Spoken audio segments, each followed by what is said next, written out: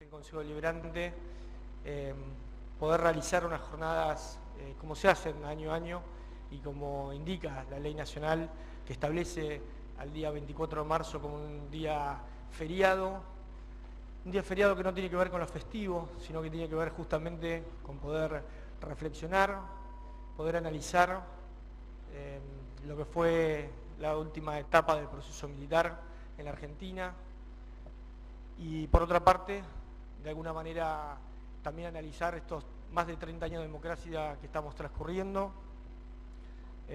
Por eso quería agradecer la presencia de cada uno de los representantes de los bloques políticos de este Consejo que acompañan hoy esta jornada de reflexión, como hacen año a año. Y también este año intentamos, siempre hemos buscado algunas alternativas. El año pasado generamos la proyección de los videos cortos que realizan los estudiantes de las escuelas medias. Y este año nos pareció oportuno poder invitar a los jóvenes de las distintas expresiones políticas que existen en la ciudad para que justamente, conjuntamente con la comunidad y con los concejales, se puedan hacer una reflexión, como está previsto justamente en estas jornadas, sobre lo que fue y lo que significa hoy en día aún el golpe militar del 76. Claramente son jóvenes que nacieron en democracia, pero que tienen muy presente el golpe, sabiendo que no podemos dar vuelta a la página de una historia sin conocerla. Por eso es fundamental que sigamos reclamando por justicia, sin dudas, pero también por memoria, por verdad, para saber lo que sucedió, para saber acabadamente lo que sucedió en aquellos años negros de la historia argentina. Claramente las instituciones de la República, las instituciones de la democracia han logrado una maduración en estos últimos 30 años que nos permite, por un lado, avanzar en los juicios, ya no juicios de la verdad, sino juicios con sentencia, juicios en los cuales se procesa y se condena a aquellos que han participado de las atrocidades cometidas, los delitos de lesa humanidad en el último golpe militar. También esa maduración democrática de las instituciones y de la sociedad toda nos permite también estar en unas jornadas de reflexión como esta, donde cada uno podrá opinar, donde cada uno podrá exponer su visión, su reflexión, su análisis de lo que fue el golpe, de lo que fueron las atrocidades del golpe, pero también de lo que significan esta vivencia de los 30 años de democracia que llevamos, de más de 30 años de democracia que llegamos a la fecha. Quería agradecer en particular al Sindicato de Gráficos que está presente, a la Agrupación Proyecto Nacional, a la Juventud del Partido Obrero, a la Juventud del PRO, la Juventud Radical, la Juventud del Frente Renovador, la Juventud del Grupo 83, la Juventud Peronista, el Grupo San Martín, el bloque del FAP, la Lealtad Peronista, el bloque UCR, el bloque del Frente Renovador, del bloque de Integración Ciudadana, del bloque 27 de octubre, el bloque Frente para Victoria PJ, el bloque Frente para PJ2, el FULT y demás agrupaciones que por ahí si no las tengo acá anotadas, quiero agradecer su presencia, su acompañamiento en este día tan particular. También quería agradecer la presencia de Juan Pedro Turesi, ex legislador, aquí presente. También dar lectura a una carta remitida por la diputada nacional Virginia Linares, que nos dice lo siguiente: de mayor consideración, a través de la presente quiero hacer llegar mi adhesión y acompañamiento en esta jornada de reflexión, a pesar de no puedo estar presente. Lamentablemente, otros compromisos asumidos con anterioridad en la ciudad de Buenos Aires me impiden estar presente hoy escuchando a las juventudes políticas presentes. De todas formas, no quería dejar pasar la oportunidad para destacar la importancia de esta fecha de la conmemoración del 24 de marzo como Día de la Memoria, la Verdad y la Justicia. Los saludo atentamente, Virginia Linares, diputada nacional. Me parece muy válido la presencia de todos los sectores políticos en un día que nos tiene que llevar a la reflexión, como fue el día de ayer, y hoy estamos acá en el recinto del Consejo Deliberante. Vamos a dar comienzo con un video disparador y después le cederemos la palabra a los jóvenes para que expresen lo que quieran hacer.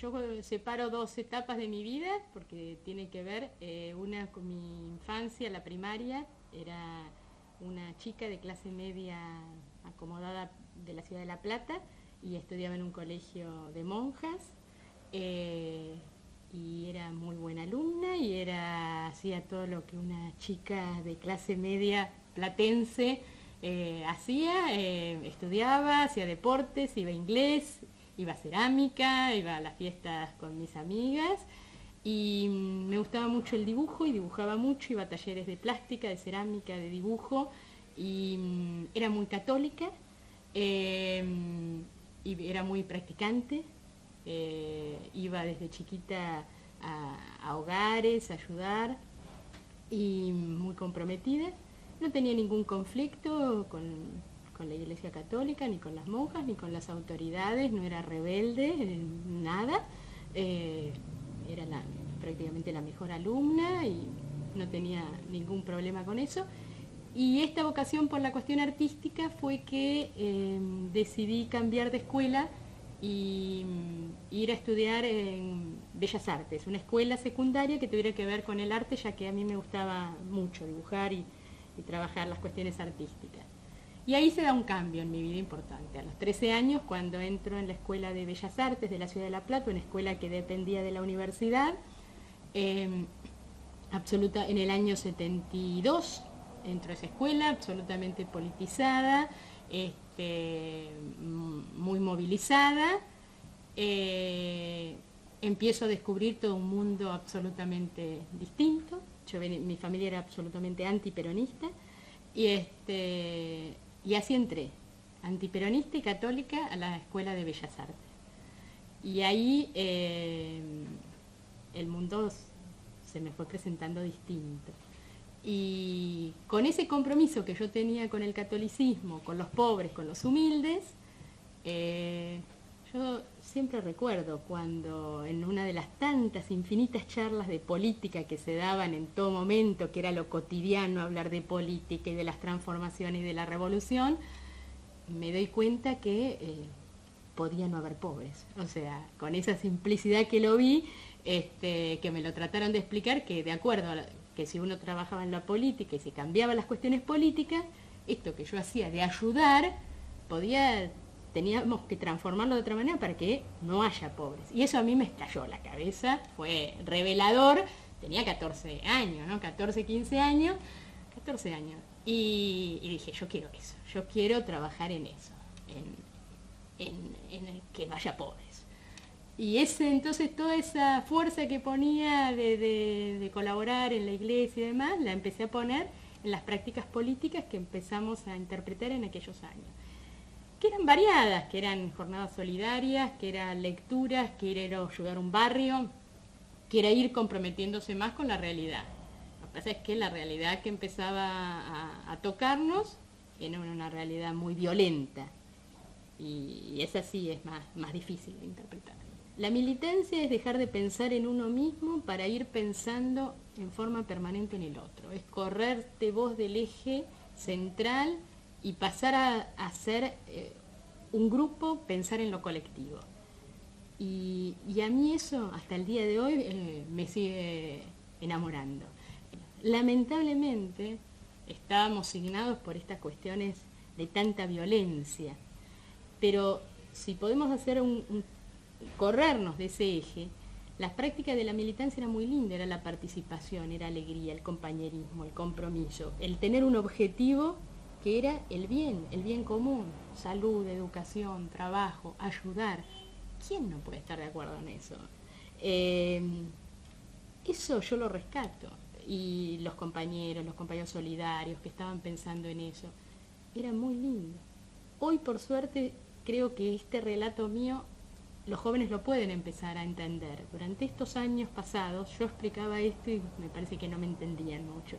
No adhería a ninguna corriente especial hasta que pude entender, ¿no? Era bastante racional, a pesar de mis pocos años, leía marxismo, leía peronismo, leía todo lo que podía leer para entender ese nuevo mundo que se me estaba abriendo.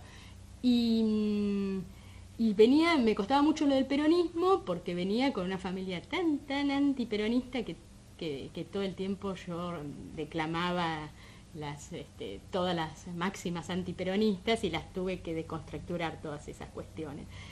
Y así fui entendiendo, yo quería el socialismo nacional, no tenía dudas que hacia eso iba, pero entendí que no se podía en este país pasar al socialismo nacional sin pasar por el peronismo como movimiento popular y de masas.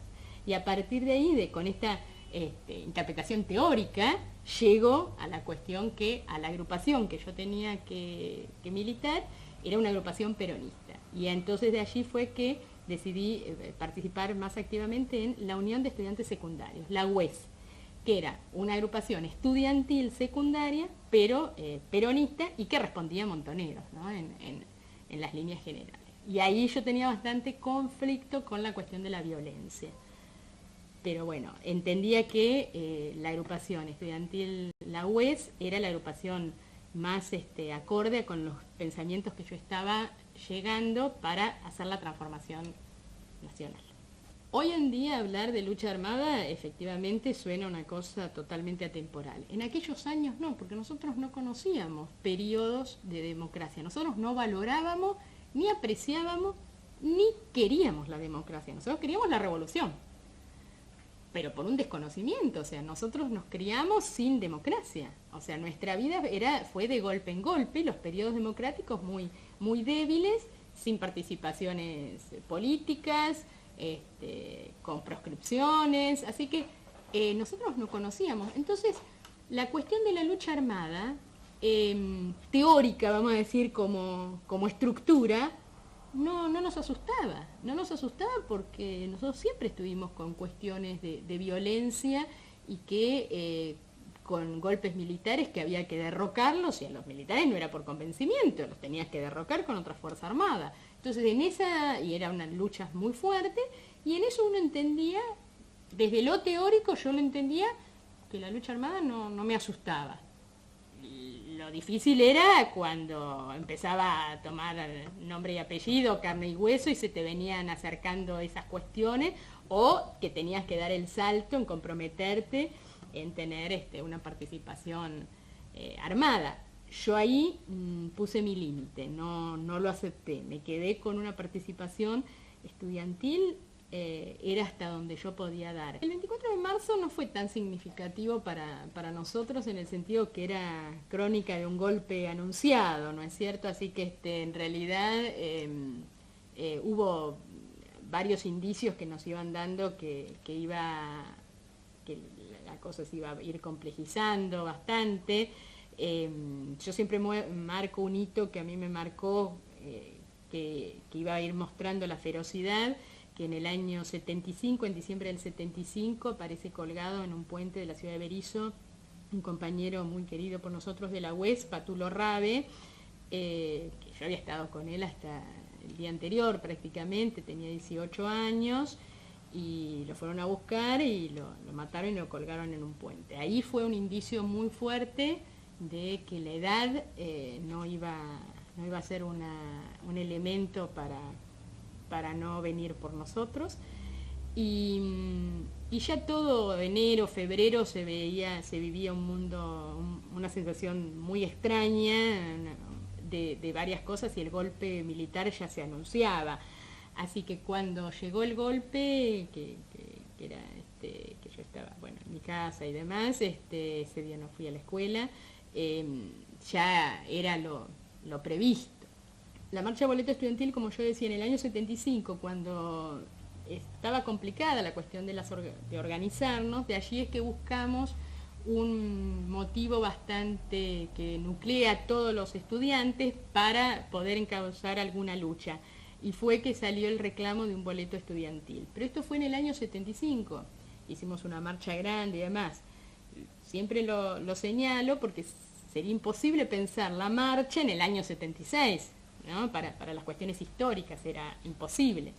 En esa marcha, que fue una marcha más dentro de otras acciones que hicimos los estudiantes secundarios, los de las escuelas técnicas hicieron reclamos muy importantes, y así distintos sectores estudiantiles iban haciendo reclamos. Este fue uno más, de los cuales yo estaba en cuarto año, o sea que no encabezaba la marcha, sino que tenía compañeros de quinto y sexto año que encabezaban la marcha, tampoco María Claudia y de los chicos Francisco López Montaner, que éramos más chicos todos, o sea, fuimos, pero no éramos cabecillas de las marchas, ni mucho menos. De allí lo que quedó es que, por un lado, una satisfacción de que bueno, la organización, las luchas estudiantiles, a pesar de los momentos adversos que se vivían, sirven. Y después es que algunos continuamos militando con mayor compromiso y otros no. Entonces, a quienes van a buscar en septiembre del 76 era a militantes de la Unión de Estudiantes Secundarios, independientemente de haber ido o no haber ido a la marcha, ¿no es cierto? Que eso le da mayor complejidad histórica en el sentido de que fueron a buscar militantes, no fueron a buscar chicos que pasaron por una marcha, nos fueron a buscar a nosotros considerándonos enemigos políticos por participar de una agrupación estudiantil, ¿no? Entonces, bueno, eso era, o sea, y que ya se venía dando en todo septiembre, no solamente el 16, porque el 9 de septiembre ya había caído Gustavo Calotti y otros compañeros, Víctor Treviño, hay otros compañeros tanto desaparecidos como sobrevivientes de todo ese episodio. Por eso hablamos, y si le damos ese nombre, es la detención sistemática de estudiantes secundarios, ¿no es cierto?, que es mucho más amplia, tanto en número de desaparecidos como de detenidos, y que con esta complejidad política que éramos militantes políticos. El 16 de septiembre yo estaba en la Escuela de Bellas Artes. Es característico en Bellas Artes que se preparen fiestas para la primavera, habíamos discutido mucho si las hacíamos, si no las hacíamos, estábamos en eso, tratando de organizar eso, y me avisan que viene una compañera y me dicen que en la madrugada habían llevado a Claudia Falcone y a Clara Ciocchini, compañeras de la UES, compañeras mías que yo había estado hasta el día anterior con ellas, ¿no?, trabajando. Y ahí la verdad que si bien todo este tiempo habían levantado y se habían llevado a muchos compañeros, cuando me dijeron eso la verdad que me asusté mucho. Y llamé a mi papá, que me venga a buscar a la escuela, estaba muy asustada, y bueno, mi padre me dijo, bueno, nos vamos a algún lado, ¿no? Y yo cuento esto porque refleja la época, ¿no? Y yo le dije, yo no puedo dejar a los compañeros, yo me tengo que quedar, no puedo dejar a los compañeros. Eso era lo que se vivía y el compromiso con que hacíamos las cosas. Y me quedé en mi casa, y bueno, en la madrugada vino una patota armada, encapuchada, en nombre del ejército argentino. Esta escena es como lo más conocido, que ya se sabe qué es lo que pasaba, y venían buscando un estudiante de Bellas Artes. Esto también es importante porque venían buscando un estudiante secundaria, ¿no? O sea, no había duda de eso. Y aparecí yo, que no soy muy grande y era muy chiquita en ese momento, y dijeron, no, esta es muy chiquita, no puede ser. Y yo tengo una hermana más grande, hicieron levantar a mi hermana y le preguntaron qué estudiaba filosofía, dice, y debe ser ella. Y dijeron, bueno, llevemos a las dos. Y él le dijo, no hay lugar en el auto. Bueno, entonces vamos a llevar a la de Bellas Artes. Y así fue como me detuvieron. Y me parece que en este relato hay muchas cosas, ¿no? O sea, a mí me vinieron a buscar por ser estudiante secundaria. No había duda de eso. Ahora también se llevaban a mi hermana. Y que yo era chiquita no invalidó para nada que tenían que llevarme, porque bueno, para ellos uno era el enemigo, no era un estudiante, no era una chiquita, no era una joven, no era una chica, eras el enemigo político y como tal te trataron.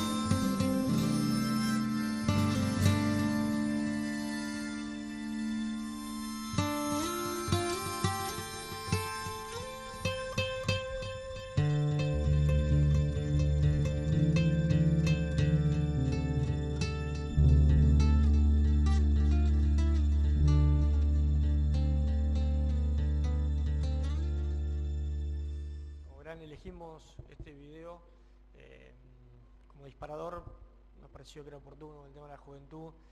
Milce Moller era una sobreviviente de la Noche de los Lápices, con todo lo que eso implica para Bahía Blanca. La verdad que nos parecía oportuno pasar este video porque representa un poco lo que fue el compromiso de los jóvenes en aquella etapa de la historia argentina. Así que bueno, para el inicio previamente nos manifestaban en la adhesión a la jornada de adhesión de secretario legislativo de la Cámara de Senadores de la provincia de Buenos Aires, el doctor Calderaro, asimismo el presidente de la Cámara y vicepresidente, vicegobernador de la provincia de Buenos Aires, Gabriel Mariotto, que manifestaban su adhesión a estas jornadas de adhesión. Bueno, como habíamos propuesto inicialmente, vamos a darle la palabra a los jóvenes para que sin más puedan expresar. ¿Quién se anima primero? Raúl, por experiencia. Bueno, un poco, como no sabíamos el formato en sí que iba a tomar la actividad, voy a entre improvisar y leer algo. Aclaro que lo primero que puse es un pequeño diálogo ficcional sacado de una serie de fascículos que circularon por el 2004 o 2005 vía mail y una serie de blogs. Y dice, ¿qué es lo que querían los guerrilleros? Es un diálogo entre un padre y un hijo. Como te dije, tomar el poder por las armas y establecer un gobierno marxista autoritario a la imagen de Cuba. Y entonces, las Fuerzas Armadas, las fuerzas de seguridad y policiales, en cruentos enfrentamientos a lo largo de varios años, terminaron derrotando militarmente a estos verdaderos ejércitos revolucionarios. Fue una guerra terrible, con miles de muertos y desaparecidos. Como en toda guerra, ambos contendientes vulneraron los derechos humanos tal como fueron concebidos en la Declaración Universal de 1948. Pero, papá, si militarmente ganaron las Fuerzas Armadas defendiendo las instituciones, ¿por qué ahora persiguen a sus miembros y no a los que fueron terroristas?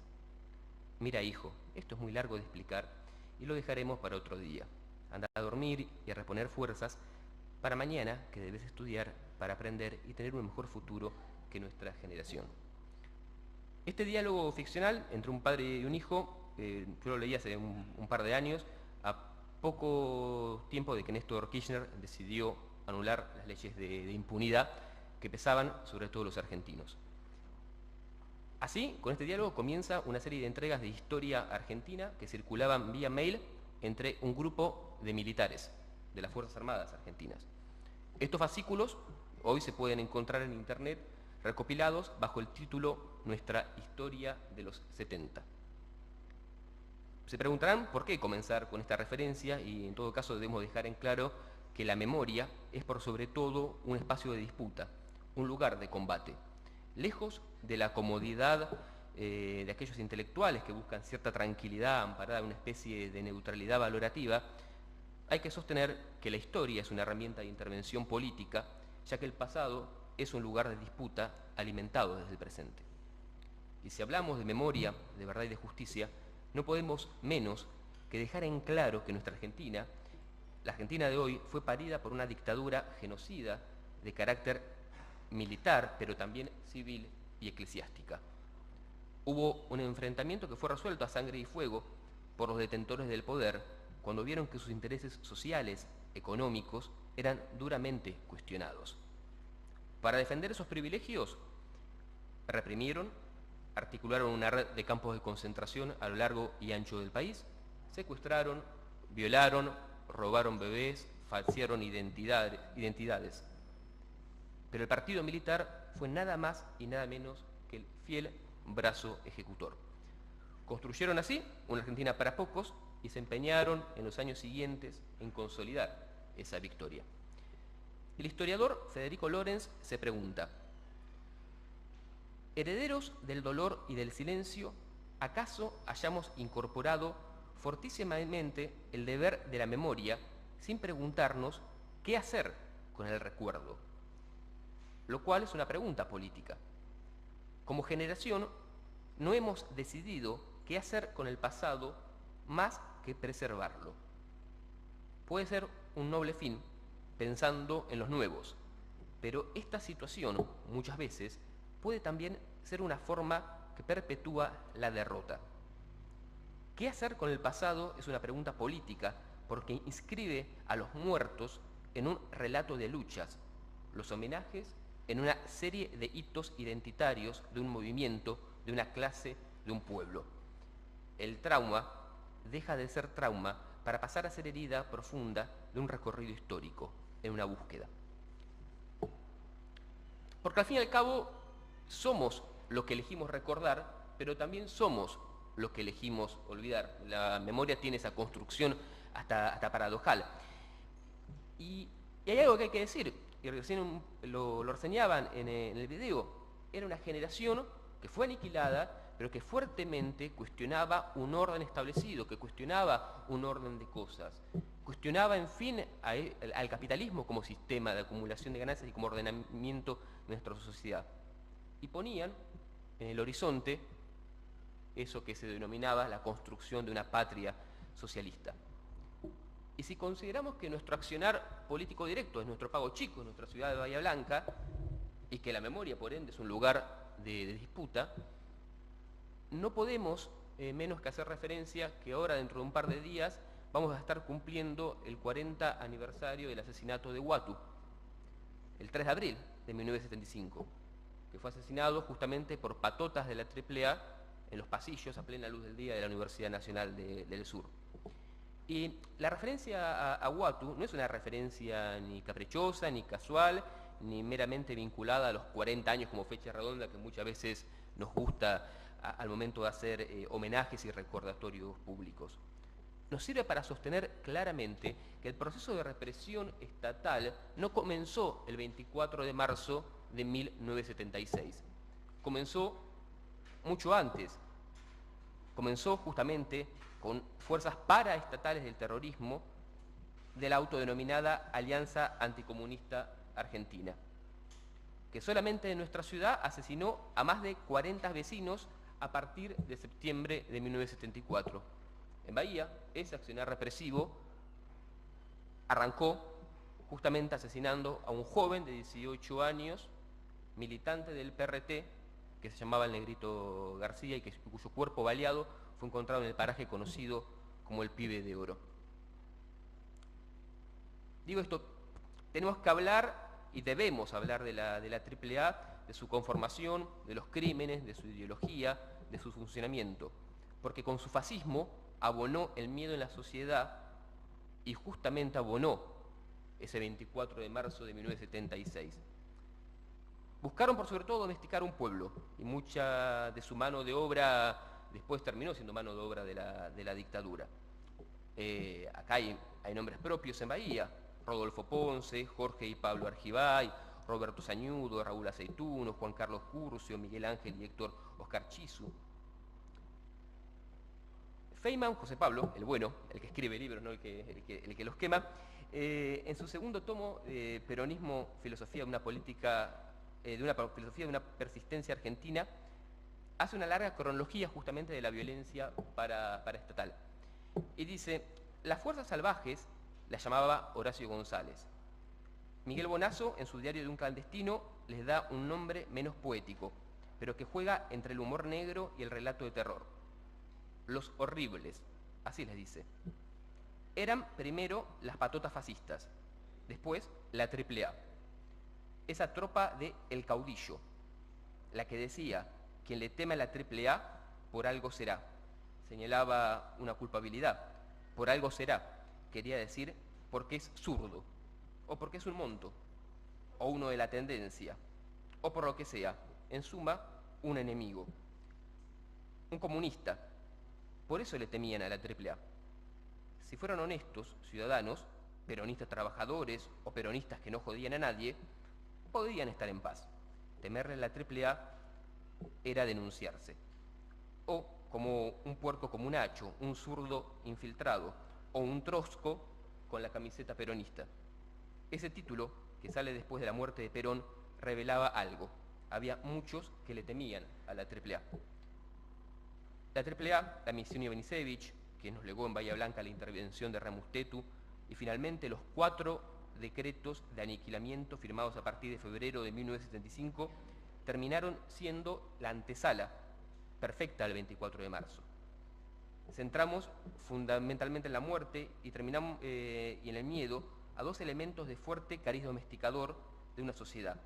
La operación que luego llevó a cabo la Junta Militar fue de una atrocidad mucho mayor, pero los elementos autoritarios que permitieron esa larga noche ya convivían con nosotros. Y termino también citando un poco a Feynman, dice, la muerte de la AAA era la muerte vejatoria, la muerte más la tortura sin fin, porque no era la tortura de inteligencia. La AAA no buscaba información, torturaban por propio sadismo, torturaba innecesariamente, torturaba solo para saciar la demencia cruel, el salvajismo de la patota. Hoy estamos lejos de ese miedo y estamos transitando los primeros 30 años de democracia para ir a 1983. Democracia que no fue tutelada por las Fuerzas Armadas, democracia que escribió el nunca más, democracia que conformó la CONADEP, democracia que hizo el juicio a las juntas. Y por qué no decirlo, una democracia que se tuvo que bancar los levantamientos carapintadas y a la que le fue sacada las leyes de impunidad. Pero como la historia continúa, y a pesar de aquellos que ya habían decretado el fin de la historia y la muerte de las ideologías, desde 2003, y por voluntad política, y hay que decirlo de Néstor Kirchner, que anuló las leyes de impunidad, hoy tenemos una democracia de memoria, verdad y justicia como políticas de Estado, una democracia con juicios a los genocidas en todo el país, una democracia que avanza trabajosamente en juzgar a los Massot, a los Blaquier, a los Mitre, una democracia con nietos recuperados, pero también una democracia sin Jorge Julio López.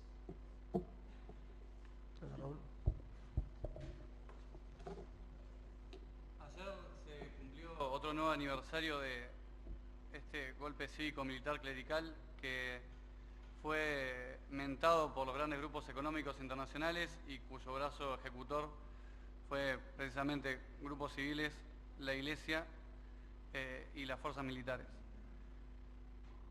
El objetivo principal de esto, a nuestro entender, era poner de rodillas a la Argentina frente a estos grupos económicos y construir una patria para pocos, una patria que no abrazara a la causa de los desposeídos, como solemos parafrasear siempre los radicales, y que tuvo la reacción de un grupo o de una sociedad de alguna manera cristalizado en los ideales de esta generación, que militaba, que participaba, que se involucraba, porque creía firmemente que era posible hacer una Argentina diferente y que realmente el cambio empezaba en la medida en que uno empezaba a ser partícipe y que uno empezaba a ser actor de ese cambio. Como decía la compañera Emilce, esta cuestión de que la militancia es dejar de pensarse a uno y empezar a pensar en el resto. Tuvo esa resistencia y luego del esfuerzo de una sociedad que se cansó de vivir de golpe en golpe, llegó resumidamente, ¿no?, el gobierno de Raúl Alfonsín en el 83, el cual planteaba algo que me parece que es una de las principales banderas, que es que los derechos humanos no le pertenecen a ningún partido político, no son de derecha ni de izquierda ni de centro, los derechos humanos son de la sociedad en su conjunto. Ese fue uno de los grandes legados y mensajes que nos dejó Raúl Alfonsín, el cual le tocó gobernar en un contexto desfavorable, con una sociedad o con un país que había sufrido ya 5 golpes militares, donde la estabilidad democrática era inexistente y donde en años anteriores uno miraba para atrás, a cada recuperación democrática volvía otra vez un golpe militar a derrocar los esfuerzos que habían sido producto de estas luchas populares, y que él supo interpretar, a nuestro modo de entender, en ese contexto histórico, con el juicio de las juntas, con la creación de la CONADEP, como decía recién Raúl.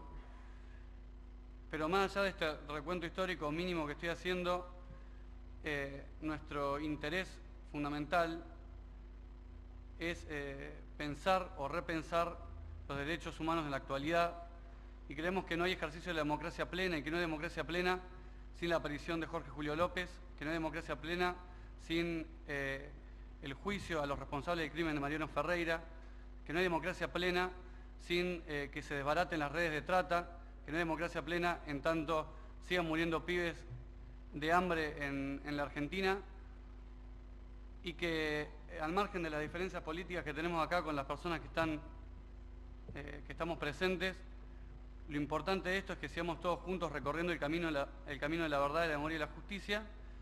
Y hay una frase muy sintética que me gustaría para terminar, que es aquella que dice que los pueblos que olvidan su historia están condenados a repetirla. Y para nosotros, para la juventud, es muy importante seguir transitando ese camino y seguir activos en esta lucha, en este camino que algunos hemos elegido, que es la militancia, la participación política, que era nuevamente esto que decía la compañera, de dejar de pensarse tanto en uno y sino pensar un poco en función del resto.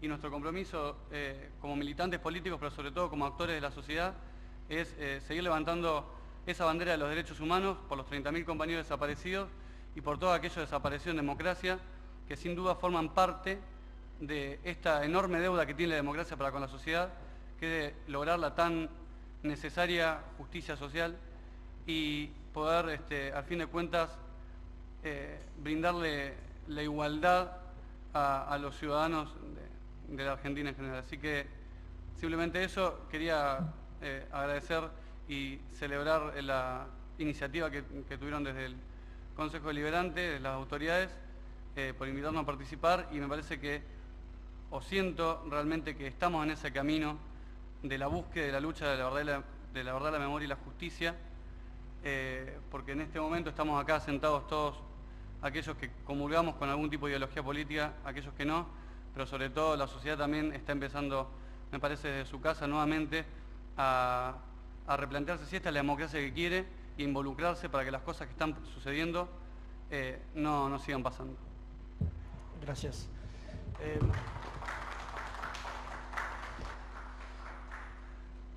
No los presenté, en realidad uno los conoce, por Raúl Gallardo. Tu nombre, yo sé que sos del...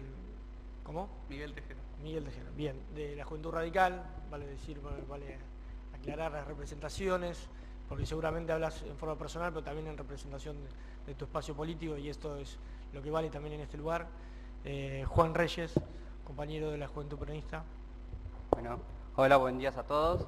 Bueno, como me presento, soy Juan Reyes de la Juventud Peronista, y en primer lugar queremos agradecer a las autoridades del Consejo Deliberante por invitarnos a esta iniciativa y resaltar el compromiso y la responsabilidad con que llevan en materia de derechos humanos, creyendo que es el pilar fundamental para el desarrollo de nuestra democracia, especialmente al compañero Santiago Mandores y Burgos. También agradecemos a los concejales que están aquí presentes y al resto de las juventudes políticas. Para nosotros, hoy en día estar acá es un signo fundamental, porque no es casualidad que en cualquier golpe militar que hubo en la Argentina, los primeros lugares en cerrarse son los ámbitos como este ámbito del poder legislativo, que sirve como puente entre la ciudadanía y la dirigencia política. Estos lugares que son de debate, de reflexión, son los primeros en cerrarse y llevarse grandes desaparecidos. Por eso es que es fundamental, es un gran símbolo de democracia, y también agradecemos a todas las juventudes políticas porque que hoy se haya llenado de jóvenes militantes también es un gran símbolo, que estamos recordando el último golpe militar, la dictadura más sangrienta que tuvo nuestro país, que se llevó la vida de 30.000 compañeros desaparecidos, que ha dejado toda una generación diezmada por el miedo, por el horror, por el terror, por esas persecuciones que tuvieron que sufrir 30.000 chicos, jóvenes que soñaron con una patria con justicia social, con independencia económica, con soberanía política, una juventud que militó, creyó en el cambio, militar en el sentido, como decía en el video de Emilce, militar al lado de los más humildes, militar al lado de los trabajadores, militar en el sentido solidario, militar en entendiendo la política como una gran herramienta de transformación social. Por eso es que detrás de cada uno, 30.000 desaparecidos, hubieron 30.000 familias destruidas. 30.000 familias que tuvieron que convivir con la desesperación y el horror de no saber dónde están sus miembros, de no saber si están vivos o muertos, de no saber si fueron sometidos a las peores torturas que sufrieron en los campos de concentración, de violaciones, secuestro de bebés y todas esas cosas que ya sabemos. Por eso es que queremos también reivindicar la gran militancia de las agrupaciones de derechos humanos, en especialmente a las abuelas de Plaza de Mayo, a las madres de Plaza de Mayo y a la agrupación Hijos, que supieron convertir todo ese dolor, todo ese miedo, todo ese horror que nos dejó esa generación en amor a la militancia, en creer en un futuro y en haber esforzado una lucha durante 20 años que fueron silenciados por un Estado, fueron callados, ninguneados, hasta han sido humillados públicamente. Pero nosotros como jóvenes peronistas creemos en la cultura del esfuerzo, que con esfuerzo todo se puede lograr, y sobre todo cuando lo que uno buscamos es la memoria, la verdad y la justicia. Por eso es que no puedo dejar de mencionar en aquel 2003, con la llegada del expresidente Néstor Kirchner, que abrió las puertas a las abuelas, a las madres y a los hijos, y convirtió toda esa política en horror en empezar a crear un nuevo futuro.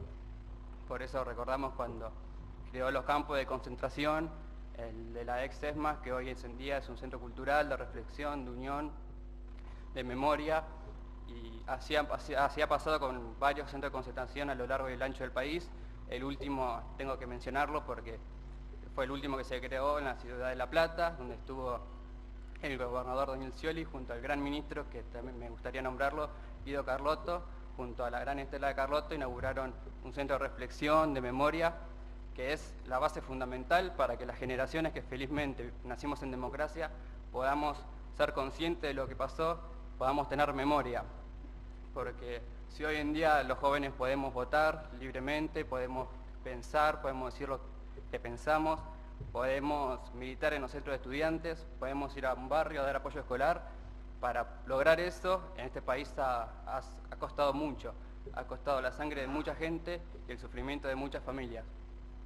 Por eso es que agradecemos también y reivindicamos esta convocatoria a la militancia de la juventud, poniendo nuevamente a la juventud en el centro del debate, convocando a la juventud a militar en los barrios, con los más humildes, con la gente que lo necesita. Por eso es que nos enorgullece ver así tantos jóvenes de diferentes sectores políticos. Y antes de terminar, no puedo dejar de mencionar que hemos escuchado últimamente en los medios a algunos dirigentes políticos decir que bueno, que los derechos humanos era una etapa que en Argentina había que cerrarse. Por eso que desde la Juventud Peronista tenemos la necesidad de mostrar nuestra absoluta diferencia. Nosotros no creemos que sea una etapa, los derechos humanos forman la base de nuestra identidad como democracia.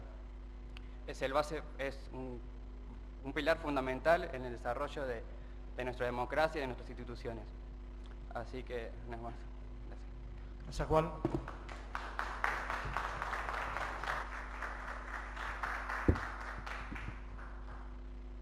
Marcelo Pereira, Proyecto Nacional. Buenos días. Bueno, primero agradecer Santiago Mandolesi Burgos en representación de todo el Consejo Deliberante, agradecer por la invitación de parte del Proyecto Nacional, agradecer a los vecinos, agradecer a los militantes, agradecer a los referentes políticos y concejales presentes, también agradecer a los que no están presentes, porque en sí ya es que no estén en una jornada como esta, escuchando a la juventud hablando de la defensa de la democracia, también es un acto político. Así que gracias por la invitación. Bien, bueno, siempre es difícil cuando hablamos de estos temas no caer en lugares comunes, así que cuando pensamos, después de recibir la invitación, desde dónde apuntar en esta jornada de memoria, verdad y justicia, me parecía que era importante hablar de lo que sucedió entre el 24 de marzo del 76 y el 10 de diciembre del 83, me parece que la fecha recordatoria va camino a eso, pero también hablar de lo que es la defensa de la democracia en sí. Escuchamos recién a la compañera Emilce decir una frase que me llamó la atención, que es, a nosotros nos tocó vivir de dictadura en dictadura. O sea, me parece bastante revelador, el año 30, 55, 66, 76, me parece que no hay manera de no ser combativo después de vivir dentro de tanta represión, y me parece que ese también es la semilla de esa generación diezmada por la última dictadura militar. Creo que siempre la memoria es un lugar común que es una lucha común en sí, es una lucha entre la memoria y la desmemoria. Aquellos que prefieren dejar el pasado sin resolverlo y apuntar siempre hacia el futuro, y aquellos que pensamos que hay delitos, crímenes y parte de esa memoria que hay que tenerla presente siempre, como decía el compañero de la Juventud Radical, para no volver a caer en esos mismos lugares y repetir esos mismos errores como pueblo, por complicidad o por omisión. Así que me parece que esta jornada es fundamental, sobre todo también escuchando a las juventudes. Creo que bueno, Emil se lo decía bien, lo que era el terrorismo de Estado, en nombre del ejército argentino, que habían encapuchados a llevarse al que estuviera más cerca de las características que les daban. Me parecía algo increíble, hoy por hoy increíble. Estamos acostumbrados a analizar el pasado y analizar la historia a través de la realidad actual, y me parece que no se puede dejar de lado la coyuntura para reconocer aciertos y errores de los distintos gobiernos y cómo ha actuado la sociedad en consecuencia de lo que nos ha tocado vivir. Y bueno, como les decía, un poco menos metódico que el compañero Gallardo, trato de ir uniendo un poco las ideas de lo que me deja la reflexión, lo que me aportó también el video, y pensaba en memoria y verdad y justicia como defensa a la democracia. Como decía Santiago, no es un día festivo, sino que es un día de reflexión. Y me parece que la reflexión sirve cuando uno lo transforma en acción. Yo creo que por supuesto, creo que como sociedad hemos entendido que el nunca más a los golpes militares, el nunca más a la interrupción de la democracia es importante. Estamos viviendo, es fundamental. Estamos viviendo el periodo democrático más extenso de nuestra historia, y me parece que no es un dato menor. Habla de una maduración como sociedad, pero también pensaba cómo se defiende la democracia desde la democracia. Me parece cómo se defiende la democracia desde la memoria, cómo se defiende la democracia desde la militancia, y cómo también, y aprovecho estando en este recinto, cómo se defiende la democracia desde las instituciones y desde los poderes del Estado. Ayer nos tocó asistir a una nueva marcha por la memoria, la verdad y la justicia, y había varias agrupaciones de distintos tintes políticos, varios militantes, también varios vecinos, desde los vecinos que salían a los balcones apoyando la marcha y apoyando la memoria, y de los vecinos que nos tiraban huevos desde edificios altos con un peligro y una intolerancia importante. Y esa parte de la sociedad, aunque no se haga escuchar, aunque no lo diga, aunque no aproveche los micrófonos, aunque no salga como nosotros a decir lo que piensan, también está. Me parece que esa intolerancia latente, uno no sabe si es por desinformación, uno no sabe si es por complicidad, uno no sabe si se hace a propósito, pero bueno, me parece que tiene que ser un ejercicio de memoria para todos. El ejercicio de la militancia implica eso también, no solamente decir lo que pensamos nosotros, sino que también discutir y debatir con el otro. Hoy en día se habla de la crispación, se habla de que no se puede discutir, de que siempre uno habla y termina en malos términos cuando se discuten ideas. Cuando se discuten ideas con fundamentos, siempre sale algo bueno, siempre sale otra visión, aunque dentro de la discusión no lo reconozcamos. Entonces, ese ejercicio de memoria también lo quiero llevar a las instituciones. Ayer me dolió mucho, y le pido perdón por lo menos a algún funcionario del legislativo si estuvo, no ver al frente de la marcha, como sí me tocó ver cuando se pedía justicia, la justicia por la muerte, por el fallecimiento, la muerte del fiscal Nisman.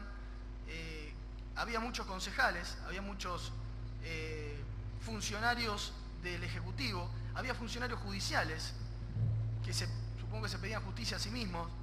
Entonces, me parece que tiene que ser fundamental que la democracia también se pida y se cuide desde las instituciones. No estamos hablando a 39 años del último golpe militar que solamente el pueblo y la memoria tienen que ser los que luchen contra los golpes de Estado o contra los golpes militares, que creo que estamos muy lejos, quiero creer, de eso como por la maduración que ha tenido la sociedad. Me parece que también pedir como representantes del pueblo, representantes del voto popular, al legislativo, al poder ejecutivo, al poder judicial, que estén al frente de esas marchas. Me parece que, como decía, el no estar, la inacción también es un acto político. Entonces, hoy en día se habla y se discute mucho sobre lo permeable que son algunos poderes entre sí. Se pide el respeto de la independencia de los poderes, sobre los poderes mismos. Pero también tenemos que pedir el respeto y también tenemos que pedir la independencia sobre los otros poderes, sobre los poderes que no vota nadie, sobre los poderes reales, sobre los poderes económicos, sobre los poderes políticos ajenos. Entonces me parece que también la democracia se defiende desde estos lugares, no solamente con la discusión, y que ha sido de por sí importante, sino que también representando lo que somos. Me parece que todos aquellos, no quiero hablar de los tres poderes, pero todos aquellos que al menos se someten a voto popular son representantes del pueblo, y hay que hacerse cargo de eso desde ese lugar. Hay que estar siendo parte de esa memoria. No se puede olvidar o ser ajenos y elegir cuándo se pide justicia sobre algunas cosas y cuándo no sobre otras. Me parece que la importancia de que esto no suceda más, no solamente los golpes militares como el del 74, sino que cualquier tipo de golpe o de afrenta a la democracia se hace desde el pueblo, pero también se hace defendiendo las instituciones, representándolas de manera seria y no poner los intereses personales por sobre los intereses personales sobre los intereses generales, sobre los intereses del pueblo, que es a lo que se representa. Todo aquello que hemos tenido una responsabilidad institucional, sabemos lo que significa cada acción y cada acto político que llevemos adelante y lo que representamos. Entonces me parece que es importante en ese sentido también pedir que se defienda la democracia desde la democracia misma. No solamente mirar hacia atrás y pedir el nunca más a las cosas que ya pasaron. También el nunca más por las cosas que pasan. Y me parece fundamental en este sentido, sobre todo pedírselo a los representantes del pueblo. Me parece que la sociedad ya en ese sentido ha avanzado muchísimo. Me parece que ha tenido una maduración muy grande. Y sin embargo, en contrapartida me toca escuchar a algunos dirigentes políticos sufriendo una adolescencia en ese sentido. Así que me parecía importante pensar en la memoria, la verdad y la justicia desde la defensa en la democracia en sí. Para terminar, hay una frase que me parece que representa muy bien esto. Es una frase de Rui Barbosa de Oliveira, político brasileño, que decía que la peor de las democracias es 1000 veces mejor que la mejor de las dictaduras. Así que por estos espacios de debate me parece que es importante y que son fundamentales. Ojalá las instituciones tuvieran que escuchar a esta juventud, que tiene mucho para decir evidentemente, que tiene las ganas de estar en un lugar, en un recinto así, para discutir ideas y para seguir avanzando. Por un nunca más, pero también por un nunca menos. Gracias. Gracias, Marcelo.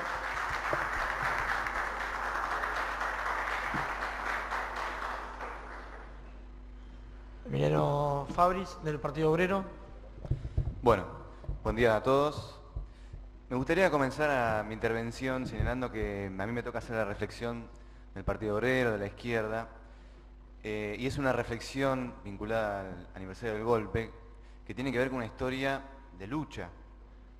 El año pasado el Partido Obrero cumplió 50 años de historia en la Argentina, es decir, que no solamente enfrentó la dictadura más sanguinaria, militando en la clandestinidad, sino las dos dictaduras militares anteriores. Es decir, que la juventud que ingresa a militar en las filas del Partido Obrero se encuentra con la autoridad política, la tradición de lucha de grandes contingentes de compañeros que han resistido tenazmente a las dictaduras militares, como es el caso de Altamira, de Pitrola, de muchísimos compañeros y por supuesto de Néstor Conte aquí en Bahía Blanca. Precisamente esta historia de lucha, de movilización que nosotros hemos mantenido en defensa de los derechos humanos, se cristalizó ayer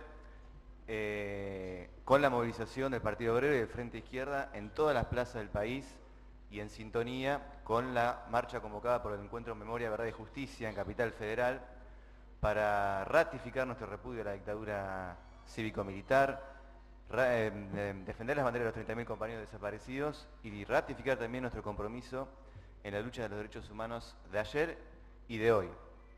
Ayer en Bahía Blanca, un nutrido acto que culminó en la Plaza del Sol con la presencia del Partido Obrero, del Frente Izquierda, de la CTA, de SUSTEBA, del Centro de Estudiantes, hizo este planteo general, la defensa de los derechos humanos de ayer y de hoy.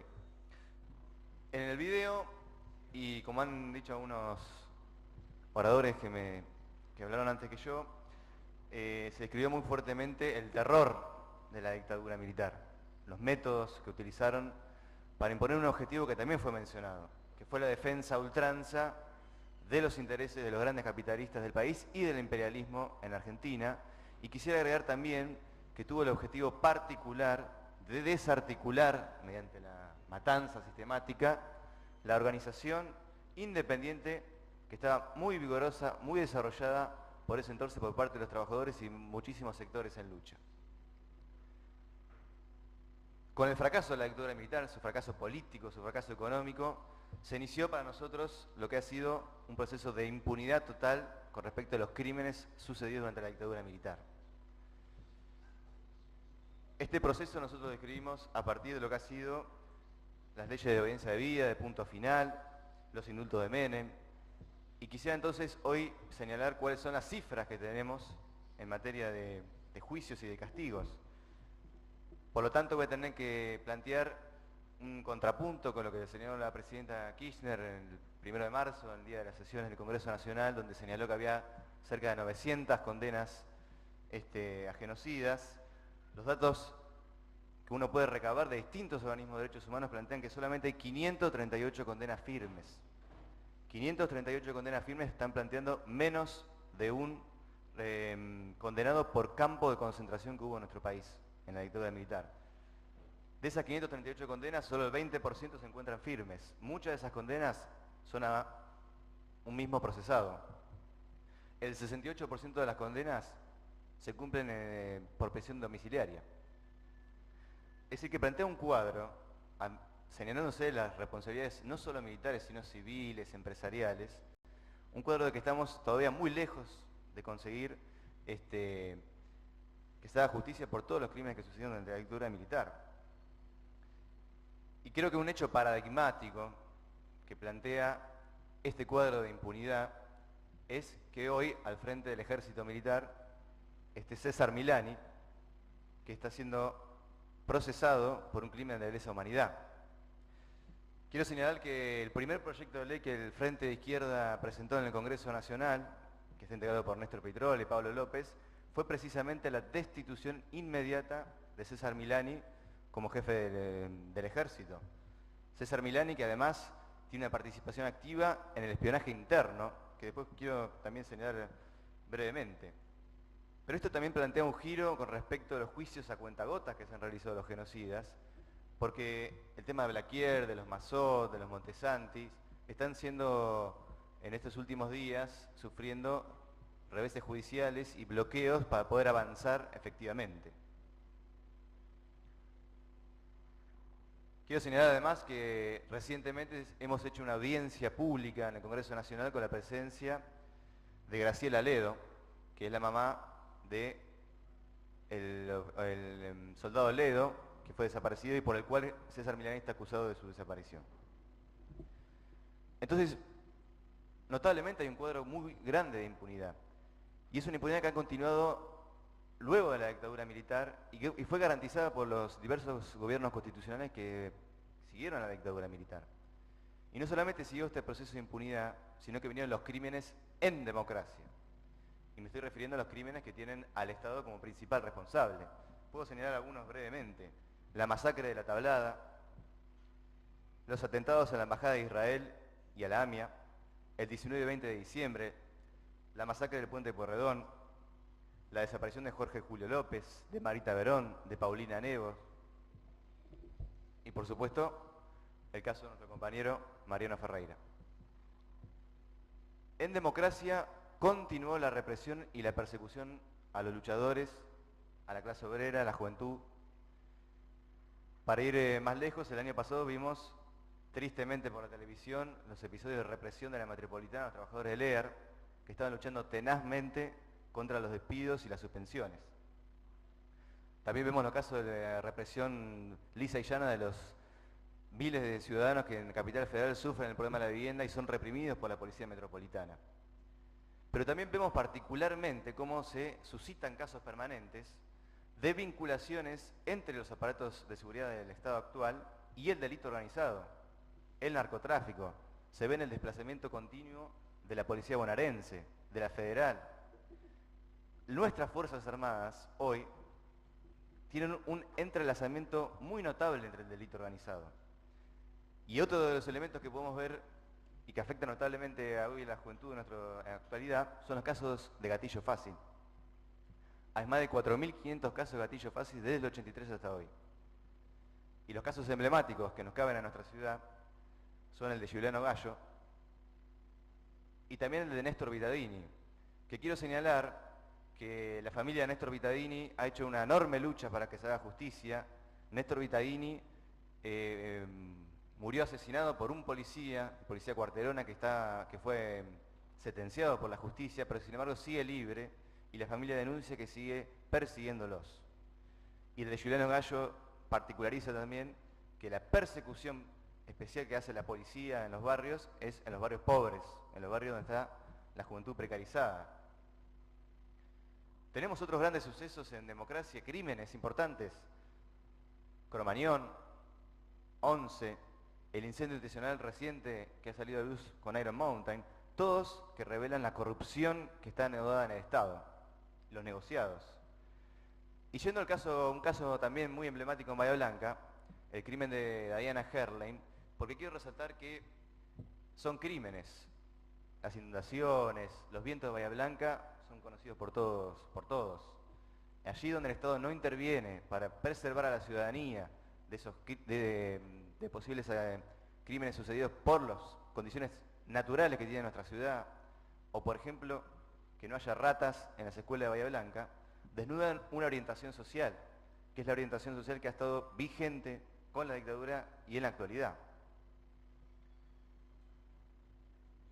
Podemos hablar de tragedias cuando cientos y centenares de jóvenes han muerto en Bahía Blanca víctimas de la precarización laboral. Precarización laboral que es una política de Estado, que existe en el propio municipio y que brota como hongos en las empresas del polo petroquímico, en las empresas del puerto. Y por eso ayer también estuvieron movilizados los papás de Juan Cruz Manfredini, quien salieron a la calle a reclamar justicia por el crimen de su hijo, señalando que la precarización laboral los había matado.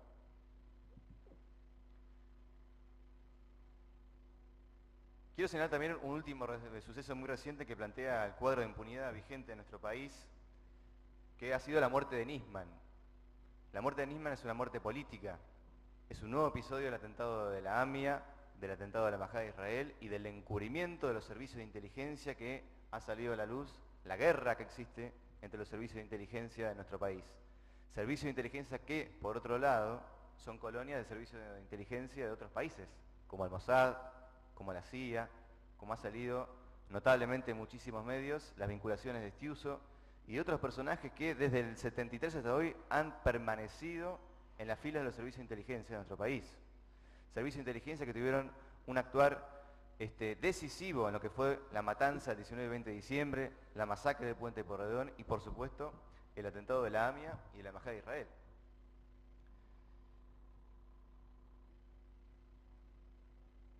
La muerte de Nisman plantea una reivindicación histórica que el Partido Obrero ha levantado todos estos años.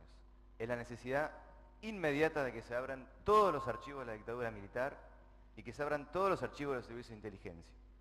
Es la única medida que va a poder ir a fondo para desnudar todas las complicidades civiles, empresariales, en los crímenes de la dictadura y en los crímenes que han continuado luego del cese de la dictadura militar. En particular, en este momento político reclamamos la necesaria convocatoria del Congreso Nacional para que el Poder Ejecutivo rinda cuentas sobre lo que ha pasado con este crimen de Nisman, frente a una sesión que debe ser pública, debe ser televisada, porque la población debe saber qué es lo que está anudado en los servicios de inteligencia y acabar de una vez por todas con todo el carácter conspirativo que tienen los servicios de inteligencia.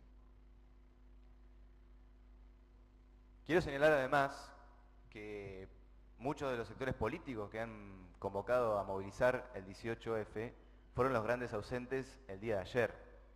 ¿Y cómo no podrán ser ausentes si en sus propias filas cuentan con personajes nefastos en lo que hace a los derechos humanos? Tenemos al jefe de gobierno Macri procesado por por encubrimiento de atentado a la AMIA, por espionaje ilegal, por tener al Fino Palacios en las filas de la Metropolitana, Sergio Massa, que tiene a Juanjo Álvarez de los servicios de inteligencia, particular responsable en la masacre del Puente Pueyrredón. Y ya que menciono la masacre del Puente Pueyrredón, no puedo dejar de repudiar que Aníbal Fernández, otro de los responsables políticos de la masacre del Puente Pueyrredón y también de la muerte de nuestro compañero Mariano Ferreira, hoy sea jefe de gabinete de nuestro país.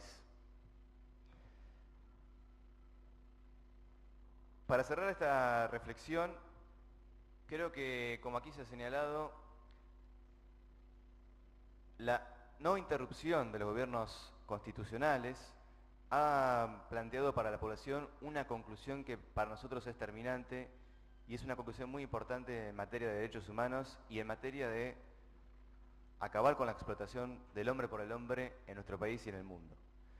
Y que son los límites insuperables que han tenido las fuerzas tradicionales en nuestro país para poder llevar a cabo estos procesos. Por lo tanto, el Partido Obrero y el Frente de Izquierda están en una tenaz lucha para una reorganización profunda de nuestra sociedad, comenzando por nuestra ciudad de Bahía Blanca, por la provincia, por el país entero, para que, mediante una reorganización general de nuestra sociedad, sean los intereses de los trabajadores los que primen. Entonces, el derecho a la vivienda, el derecho al trabajo, sean intereses fundamentales y, por supuesto, nuestro pueblo no lo pague con sangre cada vez que tenga que salir a luchar, no lo pague siendo criminalizado y procesado judicialmente, como hoy existen 5.000 procesados en la actualidad. Así que es mediante esta lucha que nosotros reafirmamos la memoria de los 30.000 compañeros desaparecidos.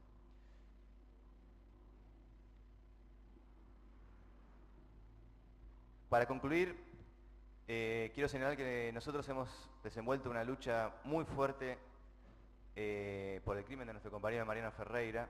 Hemos conseguido que por primera vez haya responsables políticos en un crimen de esta naturaleza condenados, como son el caso de José Pedraza, otros titulares de la Unión Ferroviaria, policías que liberaron la zona y sectores del sindicalismo que estuvieron en su momento fuertemente vinculados al gobierno nacional, como hoy todavía existen los Gerardo Martínez, miembros del Batallón 601.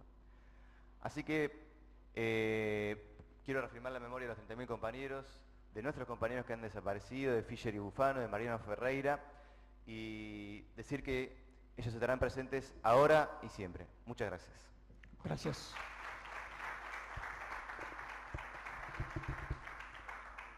Muy bien. Florencia Bustelo, de la Juventud del PRO.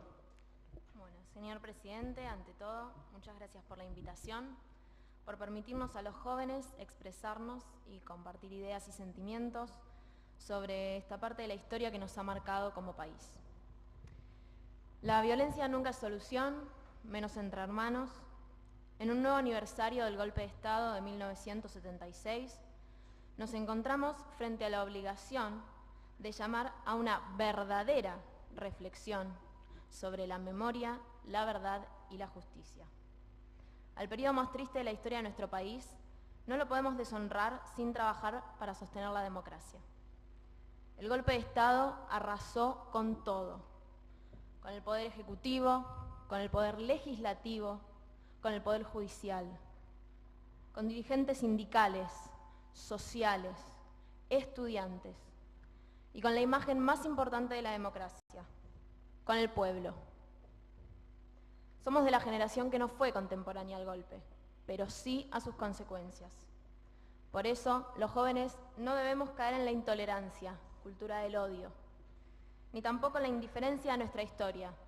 de la cual sin duda somos parte y herencia. Tenemos el desafío y la responsabilidad de llenar a la democracia de contenidos y respuestas que nos guíen hacia una cultura de encuentro y de libertad. Voy a hacer una cita. El espíritu democrático se basa en esta conciencia de la interdependencia entre la unidad y la diversidad y se nutre de un debate permanente sobre la frontera, constantemente móvil, que separa a una de la otra, y sobre los mejores medios de reforzar su asociación. Alain Touraine, sociólogo francés. De eso se trata, de debate, de diálogo. Somos muchos los jóvenes que, a pesar de pensar distinto, compartimos un mismo objetivo: comprometernos con el futuro del país. No debemos sentirnos ajenos a esta etapa que tanto dolor produce. Muchos no tenemos una vivencia tan directa y tan profunda como perder seres queridos, no saber de su destino, o peor aún, no conocer nuestra verdadera identidad. Pasaron casi 40 años del golpe de 1976, yo solo tengo 22. Para mí 40 años es mucho, es casi el doble de mi vida, pero para la historia de un país es muy poco. Todavía tenemos mucho para que estas heridas cicatricen. Así que les propongo a todos ustedes, representantes de distintos espacios políticos y sociales, que lo hagamos juntos. Tenemos mucho para escucharnos, mucho para decirnos, mucho para respetar los unos de los otros. No repitamos los errores del pasado. Mantengamos un pilar básico de la democracia, que es el diálogo. Somos la generación de la democracia. No perdamos la bandera del nunca más. Nunca más a lo que se vivió. Nunca más a la negación. Nunca más a creer toda la historia que nos cuentan y a buscar nosotros la verdadera historia. Y por sobre todo, nunca más a un país dividido por ideologías. Muchas gracias. Gracias.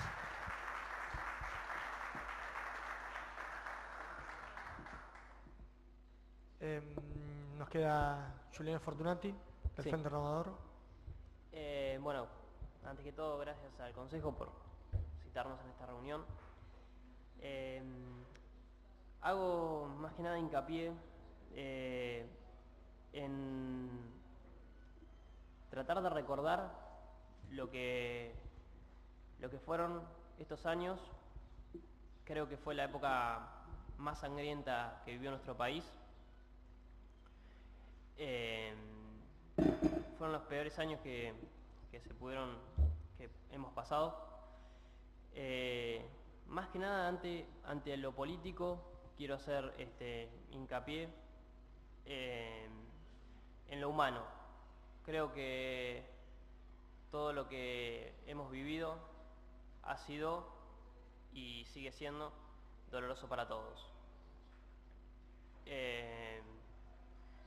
Si bien todo tiene un carácter político, creo que la sociedad trata de buscar respuesta, en parte en lo político también, pero si no, en lo humano. Desde el punto de vista humano, creo que la gente está buscando respuestas desde ese punto.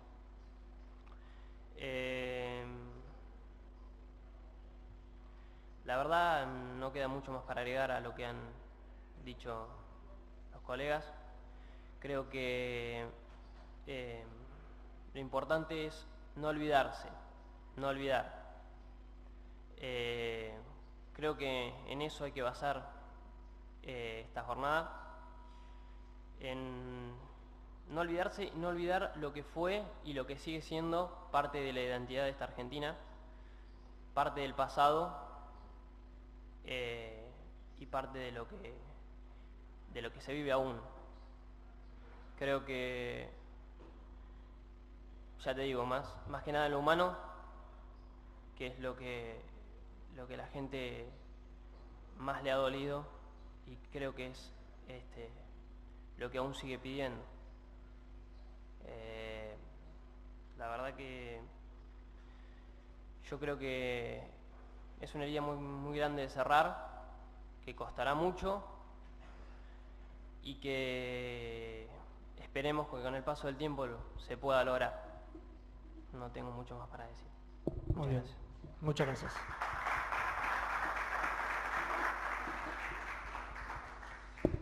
Bueno, seguramente personas que estén presentes, que quieran expresar, hemos dado la palabra a cada uno de los representantes de las agrupaciones juveniles y de la juventud de los partidos políticos aquí presentes, y por eso quería agradecer. Y en primer término voy a ceder la palabra al compañero concejal Raúl Ayude.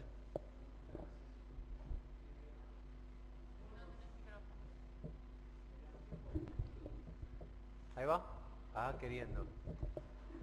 Bueno, es interesante empezar con el testimonio de un adolescente en plena dictadura y estar con jóvenes reflexionando hoy en un cuerpo deliberativo. Me parece que son muchos símbolos juntos y que son confluyentes.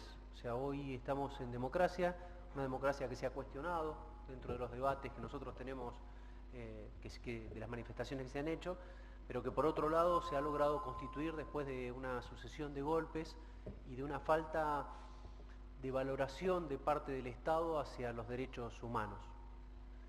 Yo pensaba que no estamos hablando de algo que sucedió en el pasado, sino que hay elementos que hoy tienen continuidad. Y en eso, por ahí me permitía, cuando el compañero planteaba el tema de los concejales que marchamos, nosotros marchamos, por ahí fuimos a marcha distinta, pero marchamos ayer. Porque hubo dos marchas en Bahía y en parte a veces se critica por qué hubo dos marchas y me parece que en parte también es importante valorar que pueda haber dos marchas. Porque quizás la valoración de lo que sucedió durante el golpe y lo que es necesario exigir hoy en cuanto a derechos humanos sean distintas en las distintas agrupaciones políticas. Para nosotros era esencial ayer reclamar que Milani no siga un minuto más al frente del ejército, porque es un contrasentido respecto a las políticas de Estado que se han sostenido en los derechos humanos hasta el día de hoy, y que se pelearon y que se sostuvieron y que hay valoraciones políticas frente a los distintos protagonismos, así como se valora el juicio que inició Alfonsín en su momento, así como se valora el final de las leyes de impunidad que determinó este gobierno. Es indispensable no frenar este avance de la justicia, y esa impunidad es lo que hoy le da actualidad también y no lo dejan en el pasado. Siempre que haya un genocida, un asesino, un cómplice, sea civil o sea militar, caminando por nuestras calles, participando de nuestras cenas, participando de la financiación de algunos de los partidos políticos, eso no va a formar parte del pasado, porque la impunidad va a seguir teniendo vigente hoy la injusticia y el asesinato. Entonces, parte de lo que se planteaba ayer, aparte de lo de Milani, era eso, era que no se frenara aquello que tiene que ver con un proceso de verdad solamente en las estructuras militares, sino aquellos empresarios que fueron financistas y que fueron esencialmente beneficiarios de ese golpe, porque como bien se discutió acá y como bien se planteó, ese golpe tenía un sentido económico y tenía un sentido político. No se puede plantear que esto no está teñido de ideología, esto tiene que ver con ideologías. Cuando planteaba la compañera que dio el testimonio inicial y que fue disparador, ella dijo: yo empecé a militar por un mundo que no tuviera pobres. Y eso es un objetivo muy importante. Y ese objetivo tenía que ver, ella decía, yo militaba en el catolicismo y lo hacía desde la caridad. Y lo que me di cuenta era que teníamos que tener un sistema político justo, que no hiciera que algunos tuvieran mucho y vivieran de una manera y otros no tuvieran lo básico, sino que todo el mundo tenía que tener acceso a determinados derechos. Por ese modelo se peleaba y a ese modelo se intentó aniquilar. Pero hoy creo que esa discusión y parte de ese debate sigue vivo también. Entonces me parece que el pasado hoy sigue presente a través de la impunidad, de no ponerle límite a quienes van a tocar la justicia y a quienes no, y también con las cosas que siguen pendientes, con aquellos elementos de derechos. Hoy le exigimos al Estado que sea respetuoso de los derechos humanos.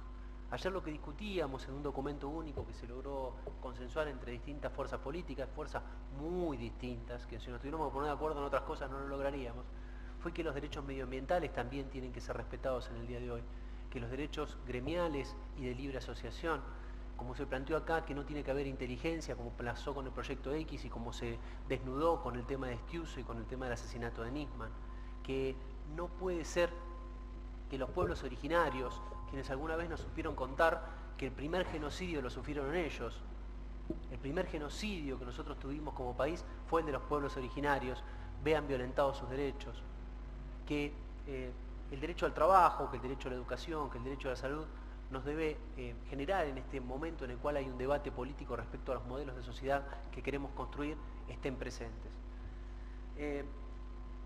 Me parece que hemos avanzado mucho. El otro día había una mesa con Costecchi, con la hermana de Costecchi, con Nora Cortiña y con Victoria Moyano, nieta recuperada. Y se iban pasando testimonios sobre estas tres mujeres valientes que contaban qué era lo que había pasado, qué habían vivido, cuál era su visión sobre los derechos humanos del golpe y también los de hoy. Y Nora, que es un canto a la vida con sus 85 años, decía: todo lo hemos conquistado en base a luchar, a pelear, a llevar adelante aquello que nosotros creíamos que era una reivindicación justa. No podemos pensar que porque hay muchas cosas que faltan, tenemos que dejar de valorar lo que sí se logró. Pero eso no se logró por gracia de determinados dirigentes o de determinadas personas, sino por la lucha de muchas agrupaciones que sostuvieron durante muchísimos años estos principios y estas deudas que tenía la sociedad en función de construir la justicia. Si hoy pensamos el golpe, tenemos que pensar lo que sucedió como terrible, pero también tenemos que pensar por qué se hizo ese golpe. Y ese golpe se hizo para cortar un desarrollo y un debate que se venía dando en América Latina de generar otro modelo de sociedad que fuera más justa, que fuera más equitativa, que tuviera otro modelo que no fuera el capitalismo que se volvía atroz, que se volvía sanguinario, que hacía que algunos tuvieran mucho y cada vez más y otros tuvieran que vivir de la caridad de lo que ellos les daban. Ese debate sigue pendiente porque sigue habiendo en nuestras sociedades profundas injusticias. Le hemos sumado a lo largo de los años otros derechos. Quizás nuestros compañeros no peleaban por los derechos medioambientales y para hoy nosotros nos damos cuenta que parte de lo que hace Monsanto en nuestro país, parte de lo que se hace con ciertas fumigaciones, parte de lo que se hace con la desertificación, es también vulnerar derechos de aquellos pueblos más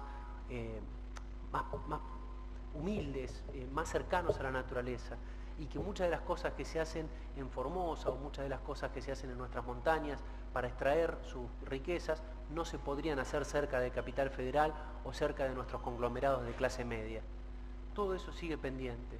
Debemos valorar lo que se logró, pero debemos de plantear que el sentido que tuvo la vida que entregaron muchos de los que fueron asesinados y desaparecidos es construir un país distinto, y ese país hoy lo tenemos pendiente. También la valoración de la democracia era distinta y yo creo que en ese sentido es importante discutirla y plantearla. Uno se pone contento de que muchos jóvenes marchen, que peleen por ideas, que discutan un modelo de sociedad.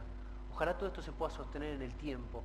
Ojalá podamos construir un país más justo, en el cual la justicia haya llegado sobre todos aquellos que participaron de una manera u otra en esta dictadura, pero que esencialmente se cumpla, aunque sea en parte, que vayamos caminando al que fue el sueño de país que tuvieron nuestros 30.000 desaparecidos. Gracias. Gracias, Raúl.